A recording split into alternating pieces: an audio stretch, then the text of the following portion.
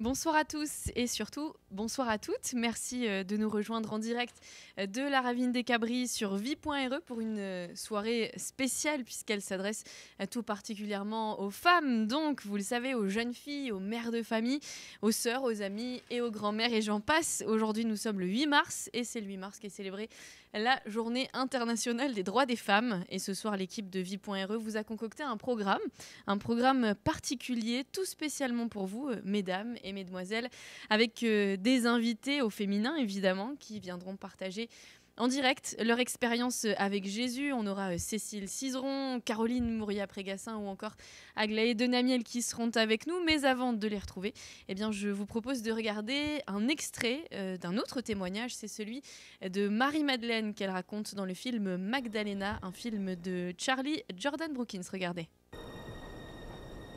Il va la toucher? Non, un homme saint ne ferait pas une telle chose. Marie, fille d'Abraham.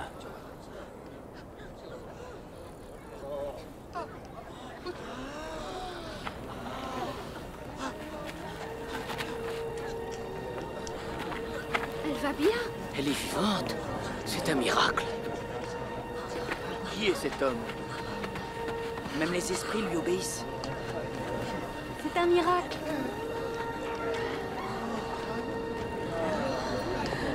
Comment est-ce possible? Merci.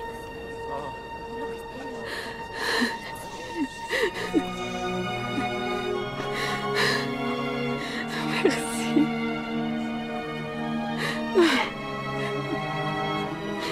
Merci.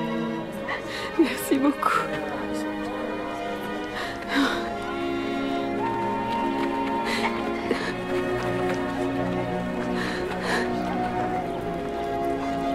À partir de ce jour, j'ai voulu le suivre. Je voulais faire ce qui plaît à Dieu.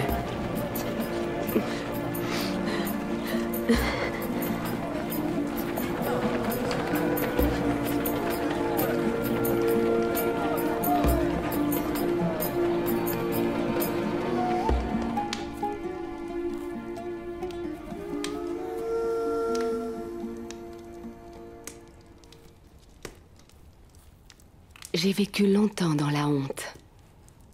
Mais Jésus m'a rendu mon honneur. Sa puissance a chassé ces esprits mauvais. Voilà Magdalena qui a donc été diffusée pour la toute première fois. C'était en 2007 et c'est un film de Charlie Jordan Brookins. Bonsoir Cécile Cizeron. Bonsoir Amandine. Parlez bien près du micro, comme ça on va bien vous entendre pour votre témoignage. Alors, on vous connaît un petit peu quand même. Vous êtes femme de pasteur, vous êtes maman, vous êtes mamie aussi, fraîchement débarquée des hauts du tampon. Déjà, c'est un plaisir de vous avoir avec nous ce soir. Merci. On vient de regarder à l'instant un extrait du film Magdalena. Vous l'avez vu aussi? Je l'ai vu, oui, avec beaucoup de plaisir. Et qu'est-ce que vous en avez pensé, justement? C'est un film qui est très touchant et qui, justement, m'a fait du bien parce que j'ai vu que Jésus fait honneur aux femmes. Et que dans ce film, on voit donc Magdalena, qui était une femme qui était possédée de 7 démons. Et durant sa vie, elle était hyper malheureuse, quoi. Elle était torturée, elle était tellement mal. Et quand elle a rencontré Jésus, Jésus l'a libérée. Et dans tout le film, que ce soit elle ou bien que ce soit d'autres femmes, que ce soit par exemple la femme qui était courbée, la femme qui avait la perte de sang, on voit que Jésus avait beaucoup d'intérêt pour les êtres humains, mais en particulier pour les femmes. Et Jésus, il a libéré les femmes de leurs conditions souvent difficiles. Et ce film le montre particulièrement. Ce qui fait la spécificité un petit peu des femmes de ce film, c'est qu'elles ont toutes fait une rencontre personnelle avec Jésus. Est-ce que vous pensez qu'aujourd'hui, en 2022, c'est un film, on l'a dit, qui a été diffusé en 2007, est-ce que vous pensez qu'aujourd'hui, en 2022, c'est toujours possible de faire une vraie rencontre avec Jésus? Moi, je dirais bien sûr, et plus que bien sûr, puisque Jésus donc, est mort pour nos péchés à la croix, mais il est ressuscité. Et donc, comme il est ressuscité, il est vivant. Et puis, par expérience, je sais qu'il nous aime. Donc, si on s'adresse à lui, c'est tout à fait possible de le rencontrer d'une façon vivante et personnelle. Ces femmes, elles ont aussi la spécificité d'avoir côtoyé Jésus en chair et en os, si je peux dire ça comme ça. Aujourd'hui, il n'est plus là. évidemment, enfin dans nos cœurs, il vit toujours dans nos cœurs, mais il n'est plus sur terre. Alors, comment est-ce qu'on fait pour s'approcher de lui? Eh bien, c'est une démarche, je pense, la plus simple possible, dans le sens où il faut avoir confiance et croire de tout son cœur que Jésus est présent par son esprit. Et on peut s'adresser à lui directement, comme moi je m'adresse à toi par exemple en ce moment. C'est pas la peine de réciter des prières, de faire des devènes, de faire des sacrifices ou des tas de choses.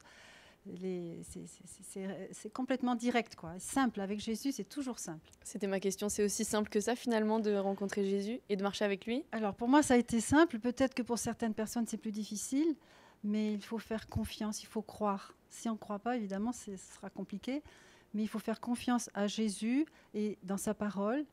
Et en lisant les évangiles, il y a toutes les recettes, justement, qui nous indiquent comment s'approcher de Jésus. Et vous lui avez fait confiance depuis votre plus tendre enfance, puisque vous êtes né dans une famille chrétienne. Voilà, je dirais que oui, dès le sein maternel. Donc ma mère a prié pour moi, bien entendu. Et puis j'avais des grands-parents aussi qui étaient avec moi, une grand-mère notamment, qui me racontait les histoires de la Bible quand j'étais toute petite. On se promenait. Et donc, d'aussi loin que je puisse me souvenir, j'ai toujours aimé Jésus. J'ai compris, même quand je le voyais des fois dans des crucifix comme ça, je lui apportais des pâquerettes pour le remercier, mais je savais que Jésus m'aimait et j'aimais Jésus. Et à 6 ans, je me revois encore, je voulais être la servante de Jésus. Alors, je rêvais d'avoir un petit tablier en blanc, en dentelle, avec le petit chapeau assorti pour servir Jésus. Enfin, et puis j'ai grandi. Et l'expérience, disons, la plus marquante pour moi après a été celle que j'ai faite quand j'avais 12 ans et demi. On a eu une réunion avec ma mère et mes frères. Je suis l'aînée de 5 enfants, donc voilà, on était ensemble autour d'une table tout simplement. Et c'était le vendredi saint, c'était donc la veille de Pâques.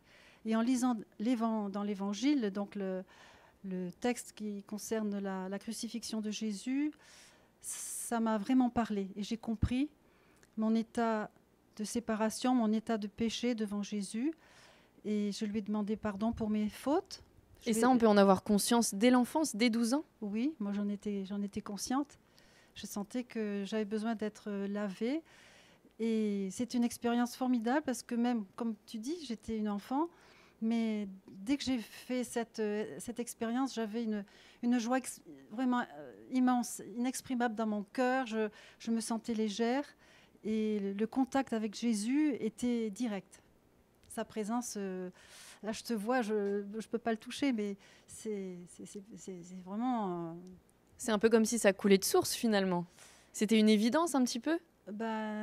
Oui, disons que pour moi c'était une évidence, mais c'était surtout que j'avais envie de le connaître davantage et de l'aimer davantage. Et c'est vrai qu'à partir de cet âge-là, j'avais envie de servir, non pas avec mon petit tablier et mon petit chapeau, mais j'avais envie de servir le Seigneur Jésus. Et je me souviens aussi quand j'avais 9 ans, j'étais allée en vacances et j'avais rencontré une femme de missionnaire. Et elle me parlait de Jésus, de sa vie, et ça me faisait vraiment envie. Et elle m'a demandé, est-ce que tu veux être missionnaire? Alors là, je me suis gratté la tête, mon cœur me dit oui, mais pour moi, être missionnaire à l'époque, c'était aller en Afrique. Et en Afrique, il y a des araignées, des grosses araignées. Et les araignées, c'est pas votre truc? Ah, pas du tout. Donc ça m'a un peu freinée. Mais par la suite, quand même, j'avais placé ma vie entre les mains de Jésus et il a pris soin de moi. Et il m'a dirigée dans mes choix. Quand j'étais étudiante, j'ai été baptisée du Saint-Esprit. J'avais 16 ans. J'étais baptisée aussi par immersion. Donc, je me suis vraiment engagée à l'âge de 16 ans. Et voilà, après, j'ai commencé à servir dans l'église aussi. Je l'ai fait toujours avec joie. J'étais avec les enfants, je leur enseignais les histoires de la Bible, j'accompagnais les cantiques au piano. Voilà, je pouvais distribuer des tracts en plein air. À l'époque, j'habitais à Cannes, donc sur la Croisette, on pouvait nous voir. C'était pas facile, mais on s'attachait à cette tâche avec beaucoup de sérieux et d'amour. On a été vraiment bénis. Et puis voilà, après... Vous êtes arrivé à La Réunion, il y a des araignées aussi. Voilà, il y a des araignées, mais j'ai un mari extraordinaire qui peut... Et ça change tout.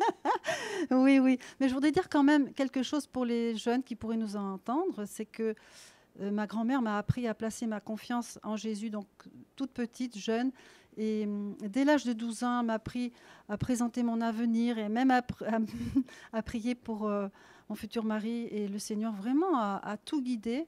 Et quand je regarde maintenant avec le recul, ça fait quand même 54 ans que j'ai donné, que j'ai donné ma vie au Seigneur. Eh bien, je vois que ma vie, c'est comme un puzzle avec des petites pièces. Et elles s'imbriquent toutes les unes dans les autres. Et ça fait un panel extraordinaire. Et je remercie le Seigneur de m'avoir conduit, de m'avoir gardé jusqu'à ce jour. Et voilà, moi, je trouve que c'est une vie extraordinaire. Et dans votre marche avec Jésus, vous avez aussi expérimenté la guérison? Oui, personnellement, oui. J'ai été guérie quand j'étais petite. J'avais fait une rechute ménagée. J'avais plus de 42 fièvres. Il fallait m'amener à l'hôpital. Et puis finalement, maman a prié et j'étais guérie instantanément. Il y a plein d'expériences. Je me souviens aussi une fois, j'avais une verrue plantaire qui me gênait beaucoup. Ça paraît bête, hein, mais c'était pour un week-end de Pâques et je devais jouer du piano justement debout. Et j'étais fatiguée et appuyer sur ce pied, c'était difficile.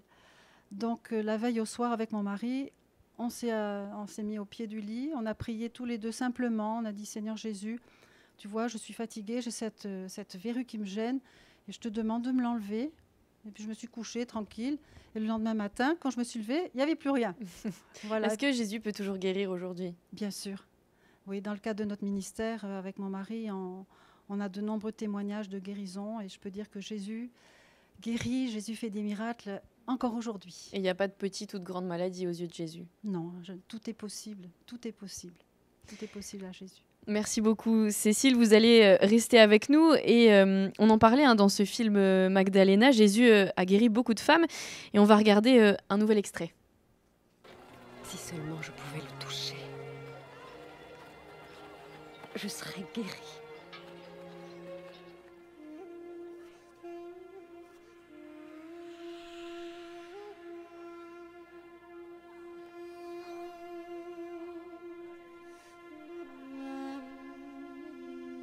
Qui m'a touché? Quelqu'un m'a touché. Car je sais qu'une force est sortie de moi.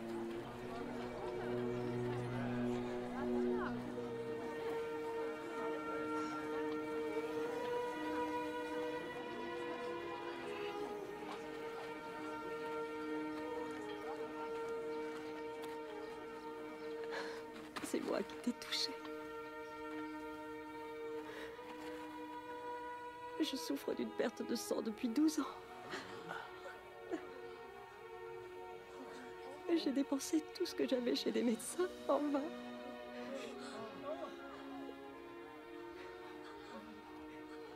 Et quand mes doigts ont touché ton vêtement,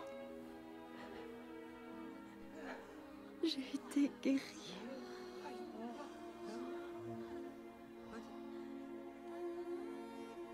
Ma fille. Ta foi t'a sauvée.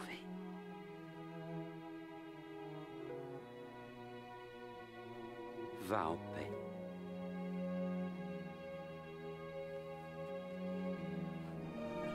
Merci.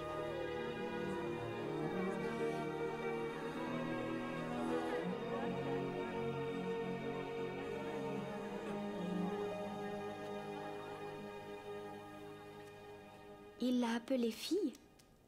Oui, quelqu'un qui, selon nos lois, a été impur pendant 12 ans. Il a vu sa honte et lui a rendu son honneur. Et nous sommes donc toujours en direct de la Ravine des Cabris pour cette émission en direct sur vie.re. On est ensemble jusqu'à 20h et vous l'avez vu, un nouvel extrait du film Magdalena. Sachez que vous pouvez aussi nous poser vos questions en direct sur le chat du live Facebook.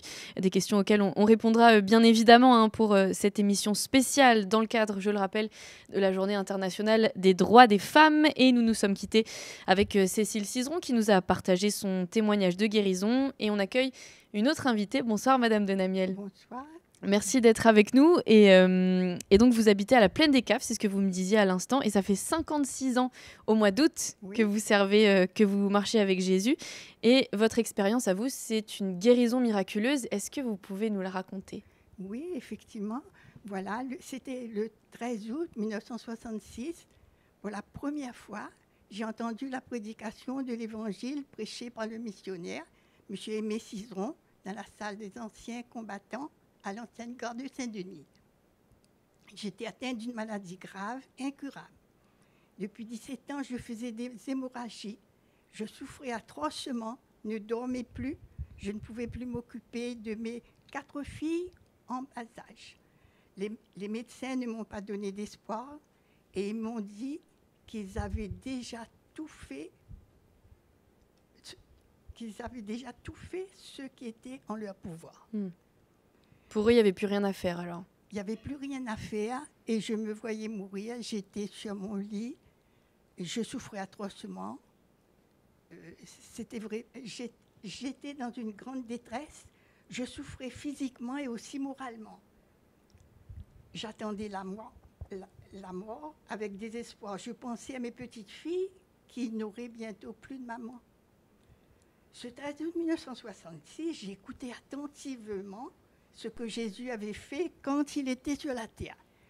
Quand c'était la première fois que j'écoutais l'Évangile, je n'avais jamais entendu parler de l'Évangile. Et vous habitiez déjà à la plaine des Cafres à cette époque-là? Non, j'étais à Saint-Denis. C'était plus près alors? J'étais à Saint-Denis. Ce 13 août 1966, j'ai écouté attentivement ce que Jésus avait fait quand il était sur la terre. J'ai entendu que Jésus était le même hier, aujourd'hui et éternellement. Que Jésus avait ressuscité Lazare et qu'il avait donné sa vie sur le bois de la croix pour nous sauver, nous guérir. Au fond de mon cœur, il y avait que ça qui résonnait. Il n'y avait pas d'autre issue. Au moment de la prière, j'ai dit « Seigneur, pardonne-moi, sauve-moi, vois ma souffrance, guéris-moi ». Le missionnaire, M. Aimé Cizeron, m'a imposé les mains au nom du Seigneur Jésus. Et il a dit « Seigneur, que cette dame ne souffre plus jamais de cette maladie ». Je suis rentrée à la maison, le cœur en paix. J'ai bien dormi la nuit, chose que je ne dormais plus depuis bien longtemps. Je me suis réveillée le matin et j'ai pu m'occuper de mes enfants pour aller à l'école. Et vous aviez une trentaine d'années à ce moment-là, c'est ça? 32 ans. 32 ans. Mais m'occuper comment?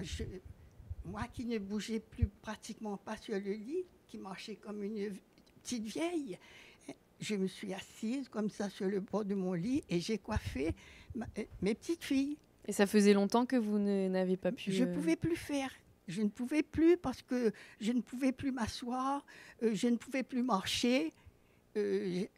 J'avais mes sœurs, ma maman qui m'aidait. J'avais une femme de ménage.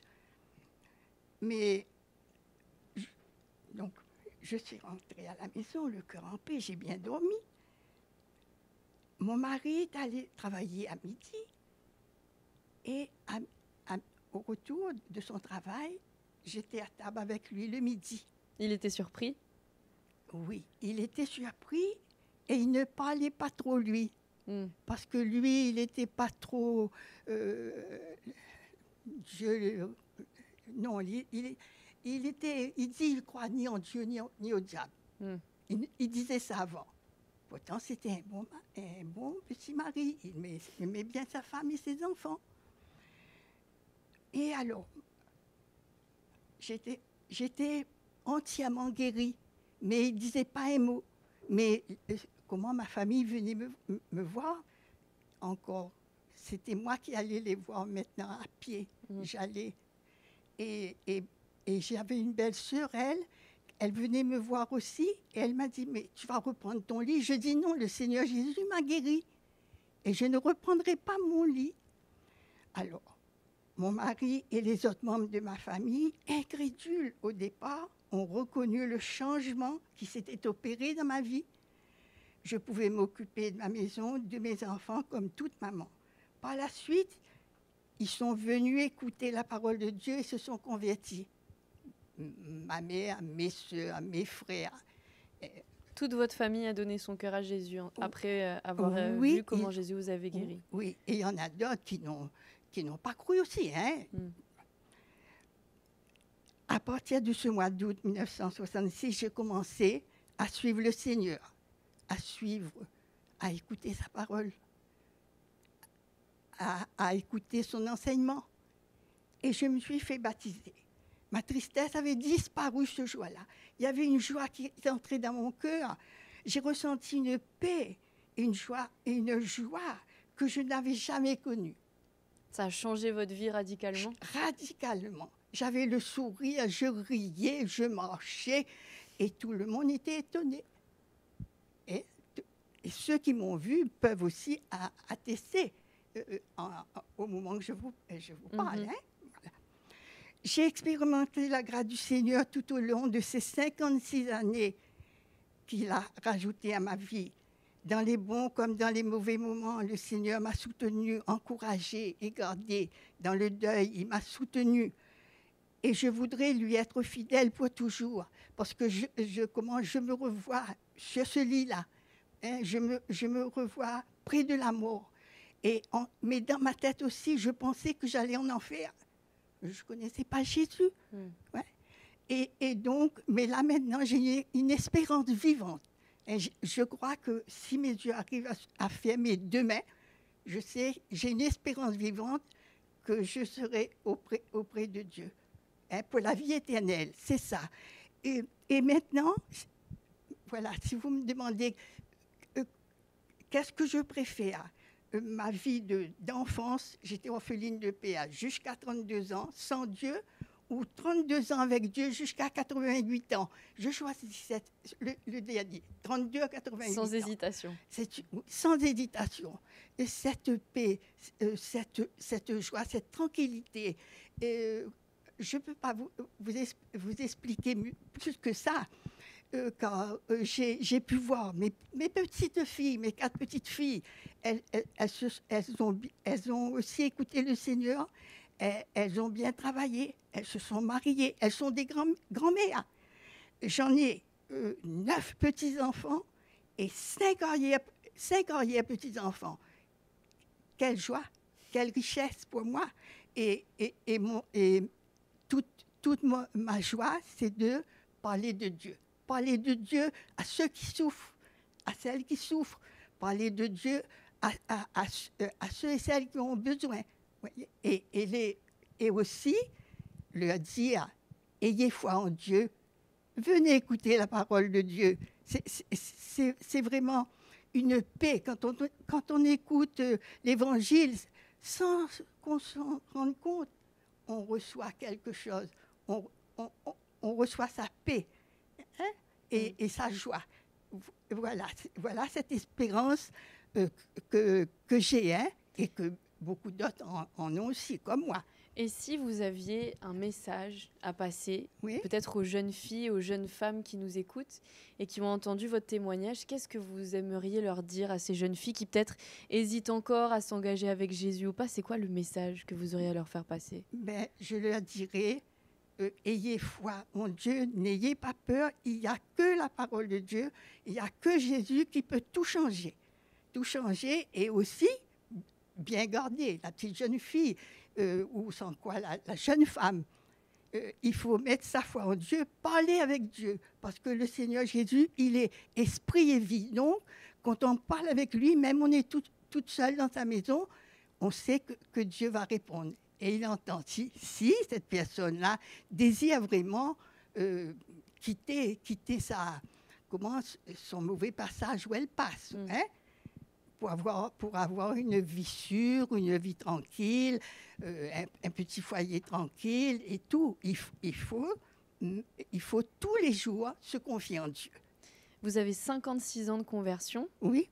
Cette année, au mois d'août, donc c'est ce que vous m'avez dit. Est-ce qu'il y a un moment où vous avez hésité, où vous avez douté, ou peut-être vous avez un petit peu trébuché? Ah, jamais. L'expérience que j'ai faite le 13 août 1966, c'est gravé dans mon cœur. Hein, ça a été gravé pour toujours. Parce que quand une personne était dans mon cas, par exemple, attendant la mort, voyant ses enfants, son jeune mari, hein, admettons que le mari, lui, il pouvait bien se remarier, il était jeune, hein, c'est normal. Mais ces 4 petites filles n'auraient plus de maman. Vous savez, c'est ça. Eh bien, moi, j'ai fait cette expérience-là et ah non, jamais j'ai douté. Non. Et même que je suis âgée, ben, le matin, même qu'il fait froid à la plaine des Caves, même qu'il pleut, je vais écouter la parole de Dieu. Et parce que j'aime écouter la parole de Dieu, parce que la parole de Dieu, c'est Dieu qui nous parle. Et vous voyez, ça réconforte, ça fortifie, et ça donne la paix, la joie. Que de demander mieux? Merci beaucoup, Aglaé, si je peux me permettre de vous appeler Aglaé. Madame de Namiel, merci pour votre témoignage qui, je suis sûre, a fait beaucoup de bien à toutes celles et ceux qui nous ont regardés. Merci d'avoir été avec nous, c'était vraiment un très bon moment et puis j'espère qu'on vous reverra très bientôt. Merci à vous aussi. Merci. On vous rappelle aussi que vous pouvez poser vos questions sur le live Facebook de vie.re. On vous laisse encore quelques minutes pour le faire. Et en attendant, on va marquer une petite pause musicale avec une surprise. Oui, une surprise juste pour vous avec le groupe Déclic qui nous a préparé un inédit. Regardez.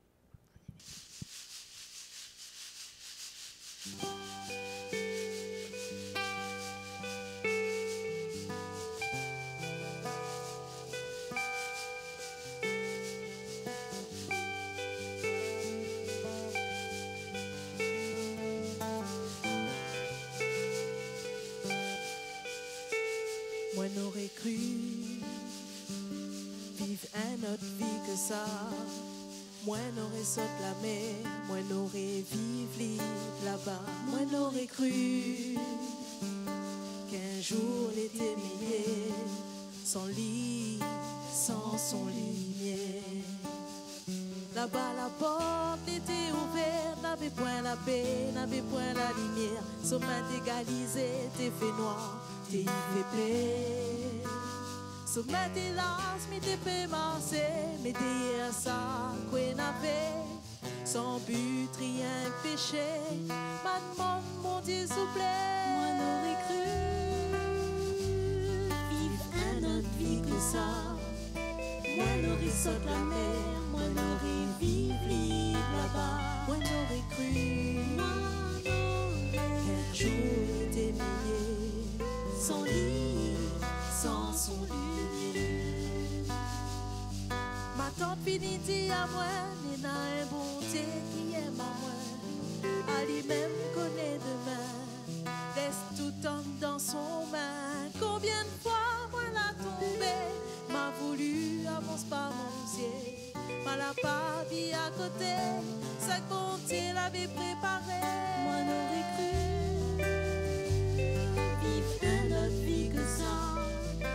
Moi n'aurais sauté la mer, moi n'aurais vivre là-bas, moi n'aurais cru qu'un jour l'été meilleur, sans lit, sans son lumière. Moi n'aurais cru vivre une autre vie que ça. Moi n'aurais sauté la mer, moi n'aurais vivre là-bas, moi n'aurais cru. Jour l'été meilleur, sans lit, sans son lumière.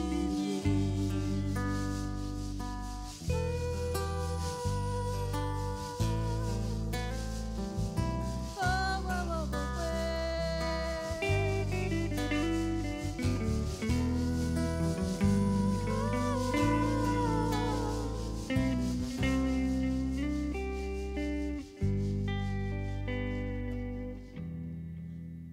Senti m'y croire, oui, m'y waouté.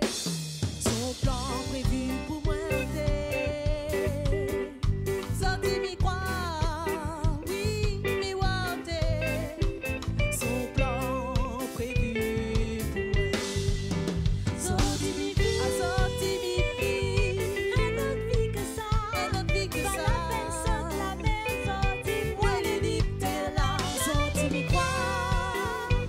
Que demain sera meilleur, avec lui.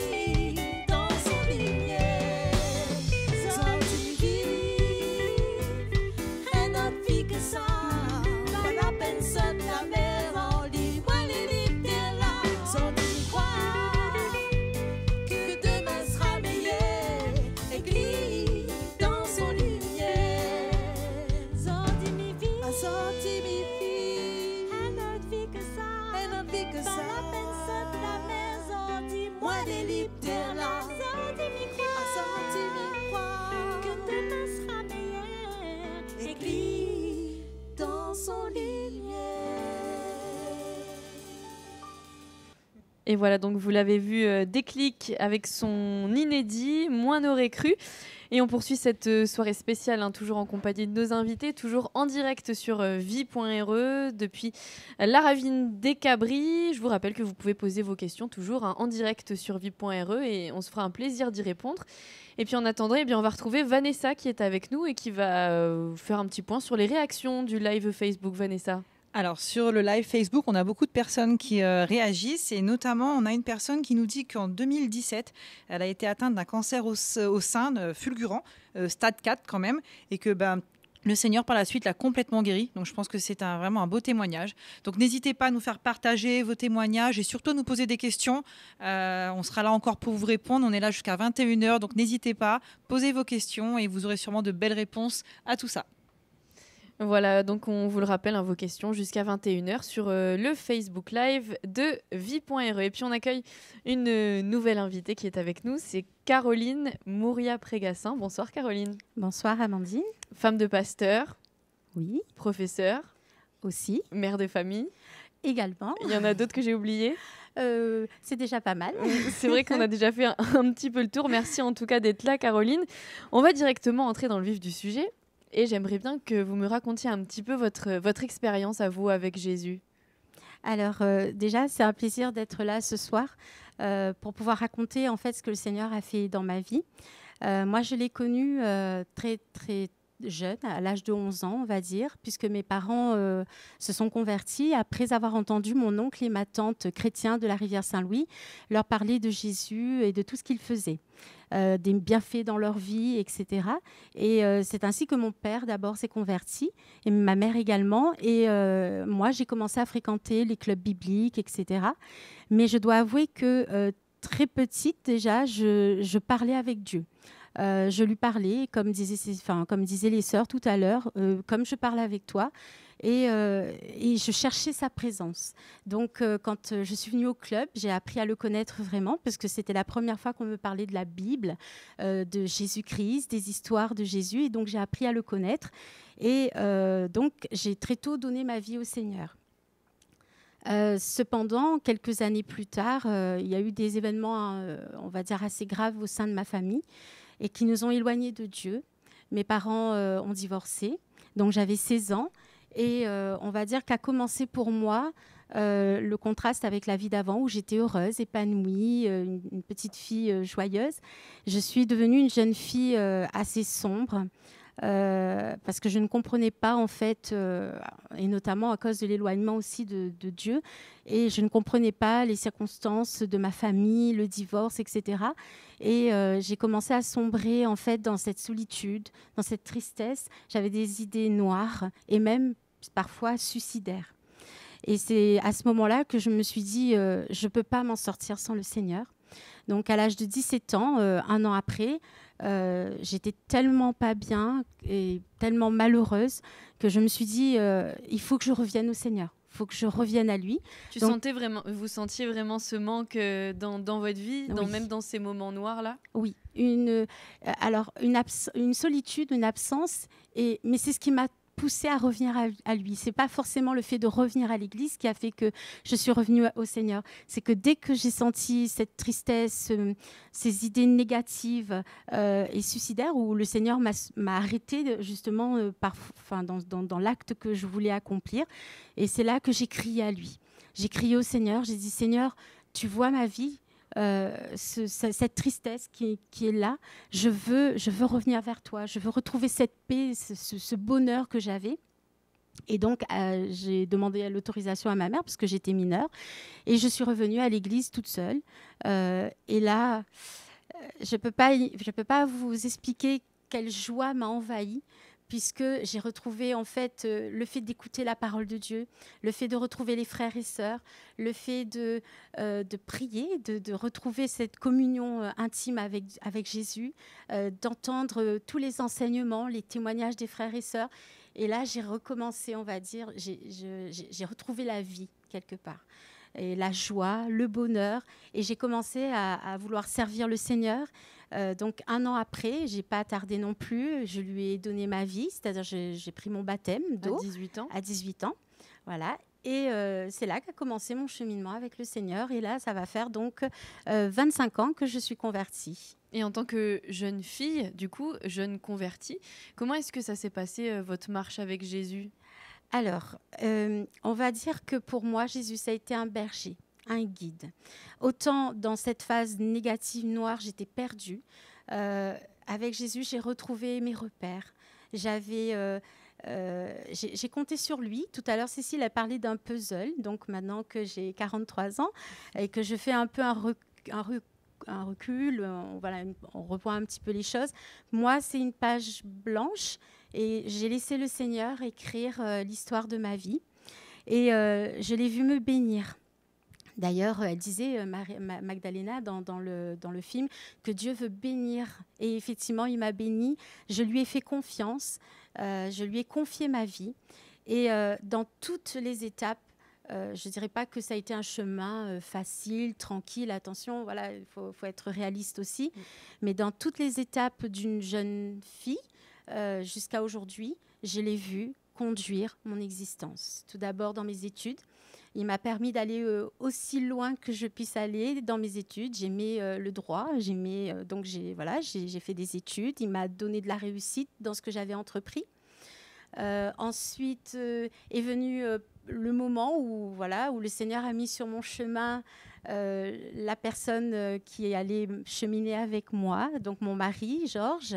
Comment elle s'est passée un petit peu cette rencontre et comment est-ce que vous êtes passés d'amis finalement à mari et femme ? Alors oui, effectivement, on était amis puisqu'on s'est convertis le même jour. On s'était rencontrés à cette occasion-là, mais sans vraiment se connaître. Et puis, on faisait partie de la jeunesse de l'Église. Et là, on a commencé à se fréquenter en tant qu'amis. Et puis, les sentiments ont commencé à naître petit à petit. Et donc, voilà. Et en fait, moi, ce que je voulais préciser, c'est que je ne voulais pas me marier puisque j'avais eu une expérience par rapport à mes parents qui était un peu compliquée. Et finalement, le Seigneur n'a pas eu de mal à me convaincre parce que il a vraiment donné ce qu'il me fallait, la personne qui convenait. Et on est mariés depuis 19 ans.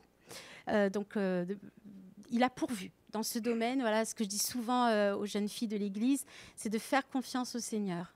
Il saura leur donner ce qui convient au bon moment et qu'il ne faut pas précipiter les choses. Voilà, donc ensuite, après mon mariage, j'ai pu avoir des enfants également. Ça n'a pas été, c'est pas allé de soi parce qu'effectivement, on a pensé au début que peut-être il y avait une stérilité. Mais pareil, le Seigneur, il fait les choses en son temps. Et donc, j'ai eu mon premier enfant, un garçon, un deuxième garçon 4 ans plus tard. Et puis, 7 ans plus tard, la petite surprise, la petite fille, Gémina. 3 beaux enfants et le Seigneur m'aide chaque jour pour les éduquer parce que ce n'est pas tâche facile, ce n'est pas tâche aisée. Mais j'ai besoin de sa grâce pour m'assister dans cette mission. Et il m'aide, il m'apprend à leur parler. Peut-être qu'au début, effectivement, je n'ai pas été la maman qui connaissait tout. C'est pas inné, mais il m'a appris qu'il fallait communiquer. Il m'a montré à travers son exemple qu'il faut leur parler, qu'il faut prendre du temps, qu'il faut être avec eux, jouer avec eux. C'est ce que j'essaye de faire. La patience aussi, vous en avez eu beaucoup besoin. Effectivement. D'ailleurs, quand j'ai su que j'allais avoir un deuxième garçon, j'ai dit à celui-là, il va s'appeler Gabriel, l'Éternel est ma force. et donc oui, effectivement, il y en avait besoin de force, de courage, mais c'est aussi tellement de beaux moments Et le Seigneur est là dans ses bons, dans toutes ces belles expériences. Et puis, je voulais quand même parler aussi d'un aspect. J'ai été confrontée un temps à une période de chômage. Ça n'a pas été très long, mais il y a eu quand même des doutes, il y a eu quand même des inquiétudes, parce que j'avais quand même un bon bagage en termes d'études. Et puis, je ne comprenais pas voilà, pourquoi les portes m'étaient fermées. Donc, j'avais envisagé dans la métropole. Et puis, j'ai passé le concours d'enseignant. Et je pense que c'est vraiment avec la grâce de Dieu que j'ai pu l'obtenir et qu'aujourd'hui, je peux exercer un métier que j'aime. Voilà, donc comme on disait tout à l'heure, épouse, mère, enseignante, enfin voilà, plein d'aspects dans ma vie, mais dans lesquels je vois la main du Seigneur tous les jours. Et justement, Caroline, il y a la rencontre avec Jésus, mais finalement, ça ne s'arrête pas là. Il y a tout un cheminement si on veut rester dans la présence de Dieu. Quelles sont les étapes si on veut vivre chaque jour une communion avec Jésus ? Eh ben, c'est le mot communion. Il y a ce mot-là qui est important et que parfois on ne comprend pas trop. Ben, c'est en fait, comme disaient les sœurs, c'est de lire sa parole. Le Seigneur, il va nous parler au travers de sa parole. Et combien de fois le Seigneur m'a parlé à travers une parole quand je dis la parole de Dieu, c'est la Bible. Donc je la lis quotidiennement. Et combien de fois le Seigneur m'a dirigée, orientée, tellement d'expériences où il y a eu une parole qui m'est revenue au bon moment. Voilà, il y en a tellement, je ne pourrais pas toutes les évoquer, mais où la parole de Dieu m'est revenue. Donc, c'est ainsi qu'il me parle. Et moi, je lui parle à travers une vie de prière. J'essaie de lui parler quotidiennement. Et ce n'est pas seulement à des instants clés. Voilà, le matin, je me réveille, oui, j'ai un temps de prière. Mais en fait, c'est dans ma voiture, je lui parle. Quand je suis au travail, je lui parle. Quand j'ai un problème, quand je suis inquiète, quand j'ai un doute, quand je vais faire des examens médicaux, eh ben, je lui parle. Je lui parle comme je te parle là. Seigneur, aide-moi, viens à mon secours. Tu es là, tu prends soin de moi. Voilà, il n'y a pas de récitation. C'est une relation. C'est une relation, exactement, avec un ami, quelqu'un qui est là, qui nous comprend et qui nous entend surtout. Il est là. Est-ce que vous pouvez me donner votre définition de la femme chrétienne ? C'est quoi une femme chrétienne et plus particulièrement dans notre génération ? Parce que c'est vrai qu'aujourd'hui, être une femme, c'est pas forcément évident tous les jours. Alors, qu'est-ce que c'est la femme chrétienne du 21e siècle ? Alors, pour moi, la femme chrétienne, c'est celle qui, elle est multifacette. C'est-à-dire, comme on disait, elle a plusieurs responsabilités, elle a plusieurs casquettes. Elle peut être maman, elle peut être femme au foyer, elle peut être femme qui travaille, elle peut être épouse ou maman célibataire aussi, ou qui élève seule ses enfants. Mais c'est une femme qui sait se confier en Dieu et qui a mis Dieu en premier dans sa vie et qui sait lui faire confiance en toutes circonstances, bonnes, mauvaises, voilà. Enfin, pour moi, c'est ça. Et qui a une relation intime avec Dieu chaque jour et qui, dans toutes les expériences qu'elle vit, elle sait que c'est Dieu qui est à la commande, c'est Dieu qui est à la manœuvre et qui conduit tout. Et si jamais, dans notre vie chrétienne, on trébuche un petit peu, si jamais il y a des moments où on doute, où il y a des moments où on a un petit peu des baisses de tension, entre guillemets, comment on fait pour sortir la tête de l'eau et pour vraiment garder ce cap avec Jésus ? Eh ben, on se souvient de ce qu'il a fait pour nous à la croix. Le fait de regarder le film Magdalena, ça a été encore une fois de me dire, mais il a fait ça pour nous.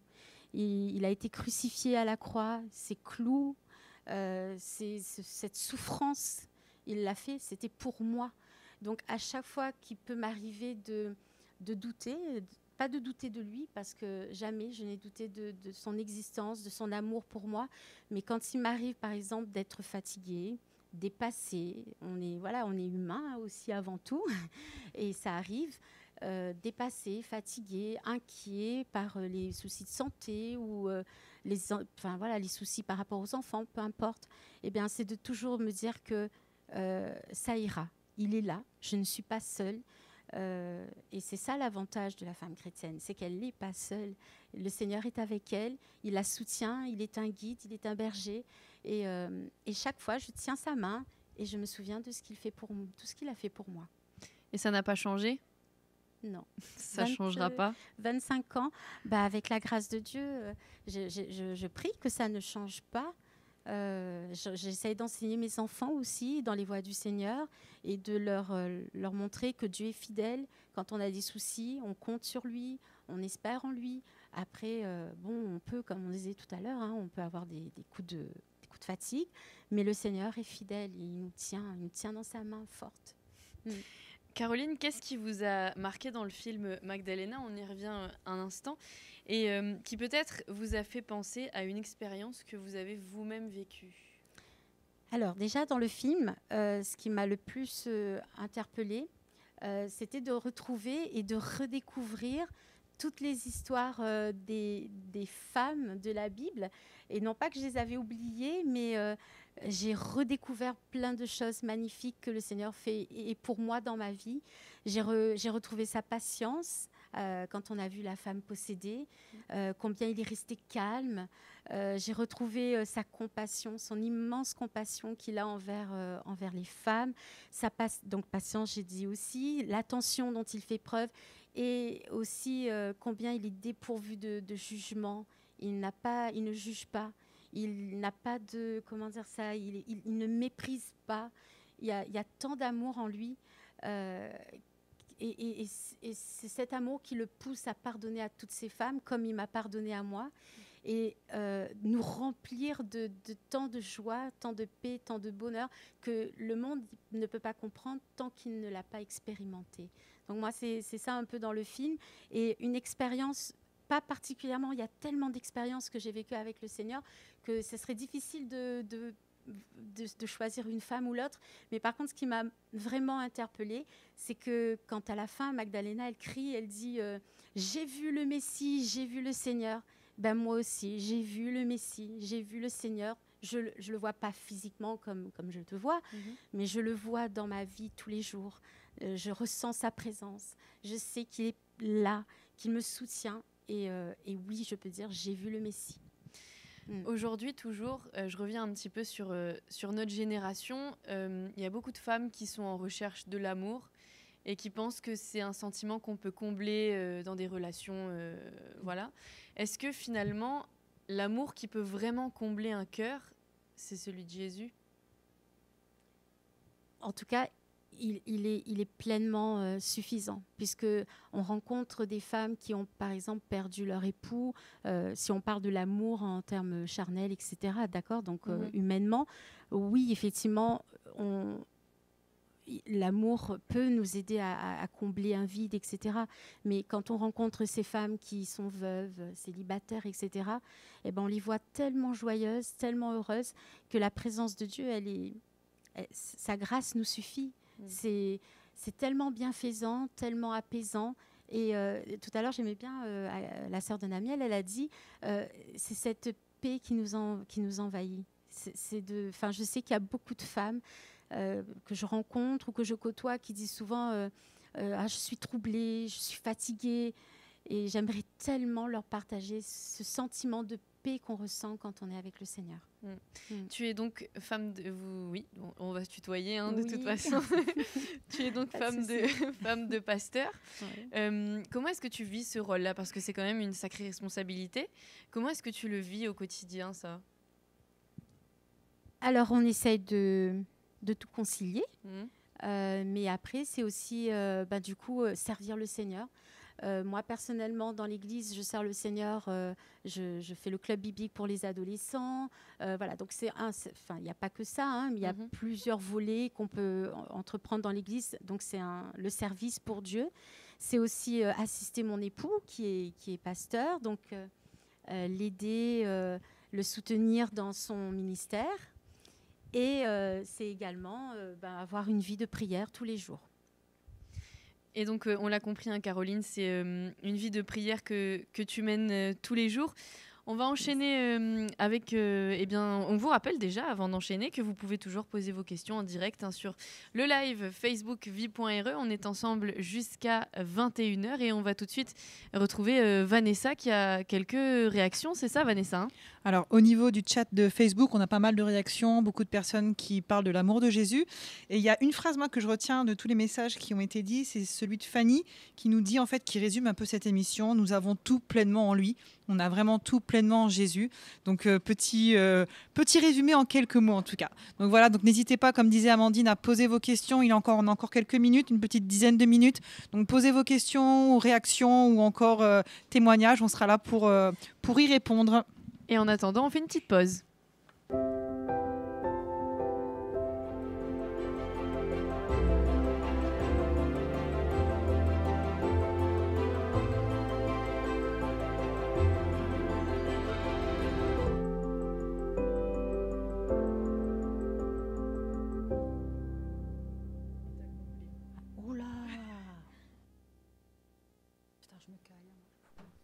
Voilà, on remercie Caroline qui était avec nous, Caroline Mouria-Prégassin et Cécile Cizeron qui nous a rejoint une nouvelle fois pour la dernière partie de cette émission. On vous le rappelle encore une fois, les questions que vous pouvez poser sur le Facebook Live de vie.re. Alors Cécile, pour conclure, qu'est-ce que vous conseilleriez à une personne qui veut faire une expérience et qui veut rencontrer Jésus ?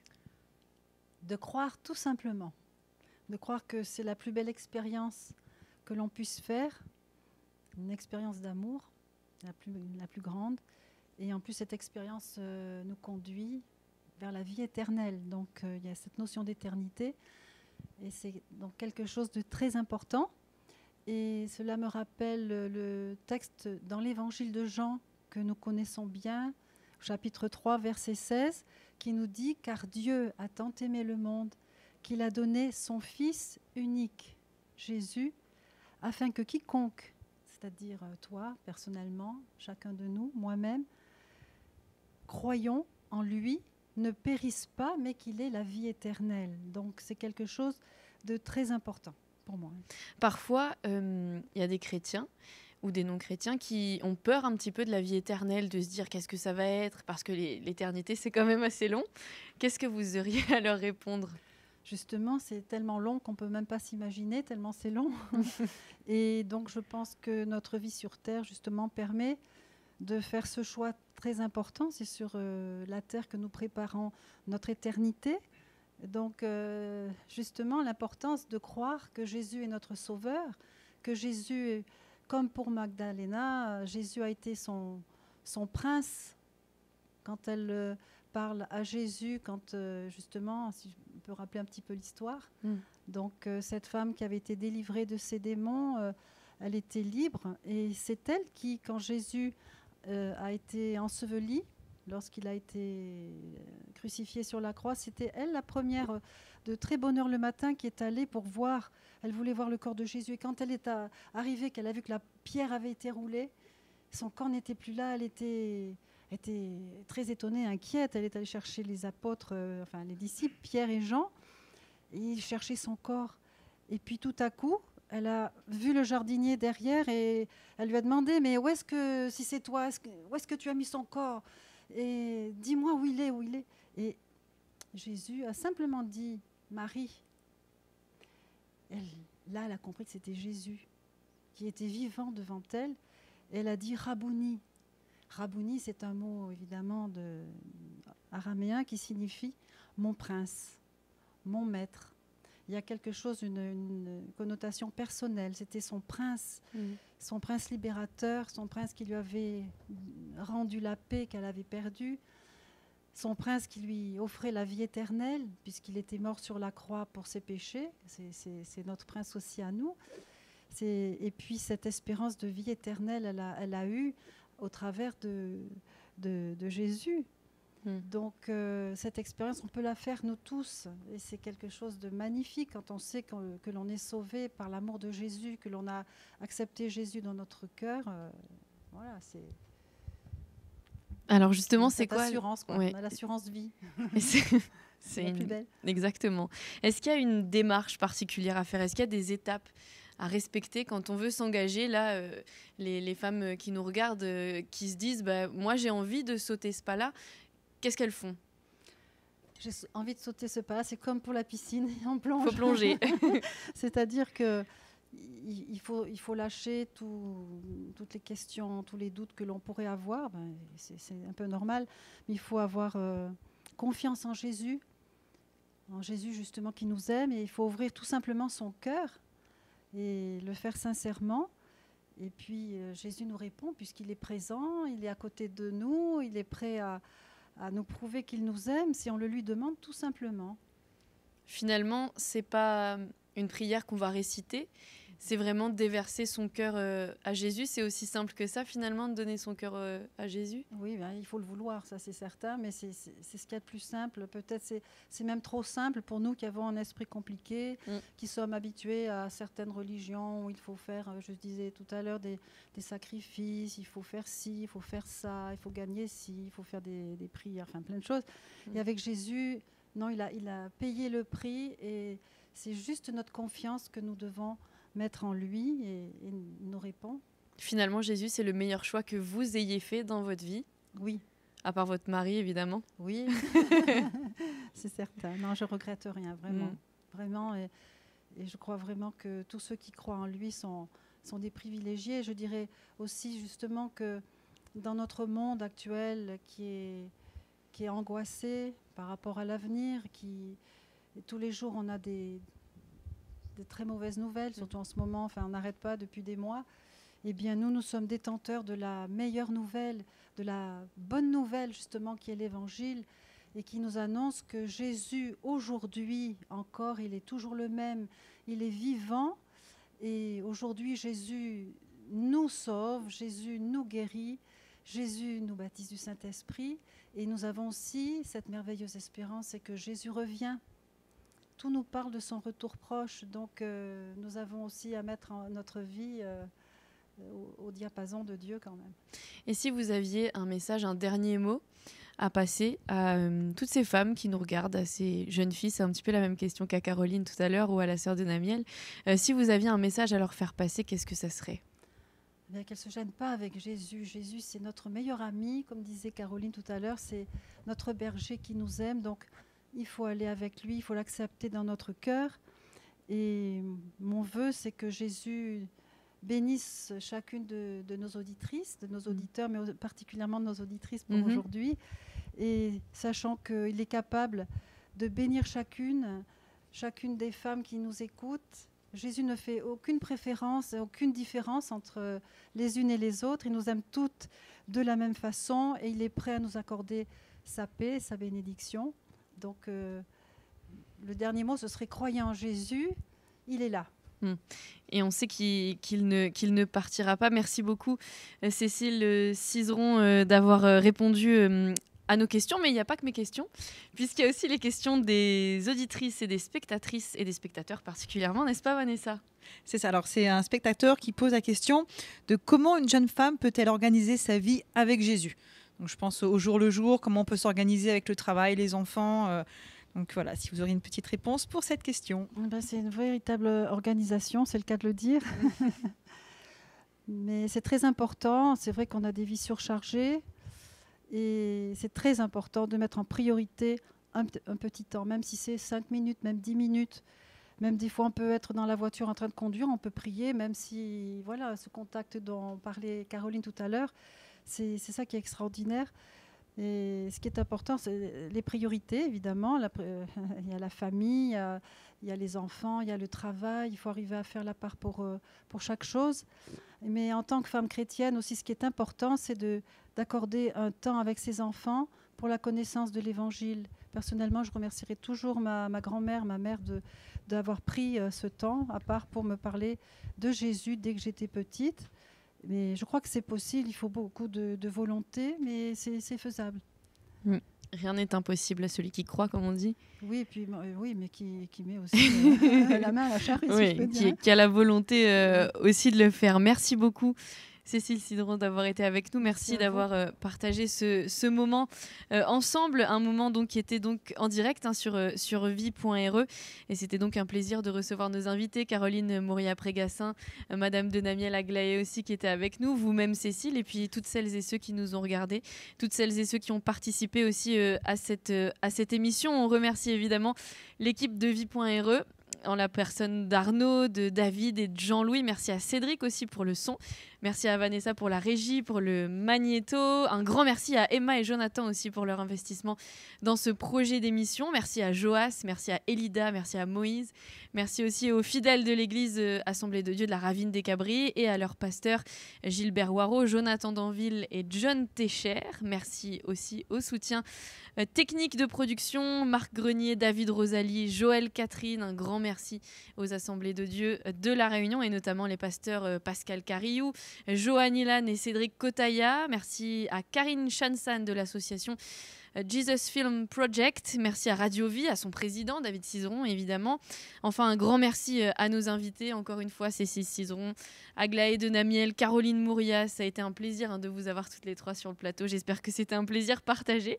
En tout cas, vous pourrez retrouver cette émission en replay sur la chaîne YouTube également Télévie Réunion. Et puis je vous dis au revoir et encore une bonne fête à toutes les femmes.